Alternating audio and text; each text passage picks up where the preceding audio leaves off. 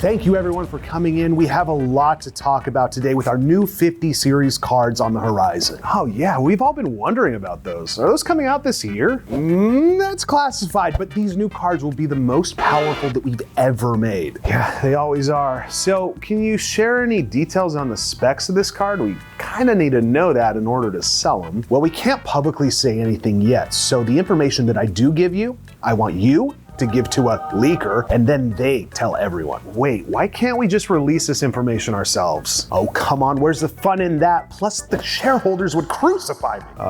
Okay, also, we wanted to know how many variants we're gonna get of the new graphics cards. Great question. This will be the biggest lineup of cards that we've ever had. Oh, nice. I heard some rumors about maybe a new Titan card. Oh, not only one Titan card, but 3. We're gonna release the Titan with the 5090. And then a year later, we do like a Titan TI, and then a year after that, a freaking Titan TI Super. I've got Titans all over the place. And are the TI and Super variants gonna offer any like giant performance boosts? Oh, barely any difference at all, but we're still charging $3,000 or more. What about lower tier cards? The 4070 family was really successful last generation. We noticed that, and we wanted to show those mid-range cards some love, so we decided we're gonna release the TI Super Ultra. Was a new type of card really the answer here? Absolutely. The more ways that money can be spent, the better. Okay, what about budget cards? We got some flack for the 4060 and 4060 Ti. Shh, be careful saying that word.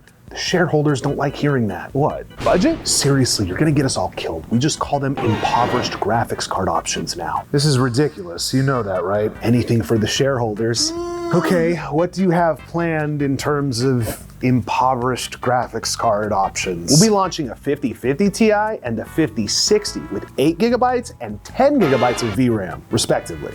You did not just make another 8 gigabyte card. I'm sorry, man, but we can't give people too much with these budget options. Dude, it's not that hard. Just put more than 8 gigabytes in a card. What do you mean? It's the perfect graphics card. Respectfully, this sounds like one of the worst cards ever made. These impoverished or budget graphics cards are used to make the buyer feel like they always need an upgrade. I want the card to be just enough to play modern games, but there's this little brain worm in the back of their graphics card mind, always telling them, you need an upgrade. This card isn't enough. The next graphics card will solve all your problems. And you think that's the best course of action? Yeah, pretty much. Okay, I got a crazy idea. Hear me out. I'm listening. You make a good graphics card for an affordable price and literally everyone will buy it because that's what we all wanted in the first place. Wait, so you're saying if I make a graphics card with 12 gigabytes of VRAM, yeah, almost there, and I set it at a price that most people could justify, keep going, then I would sell them like crazy and make a ton of money? Exactly, you can make a ton of money and make customers happy at the same time. It's totally possible. Wow, we're definitely gonna do that. Bruh.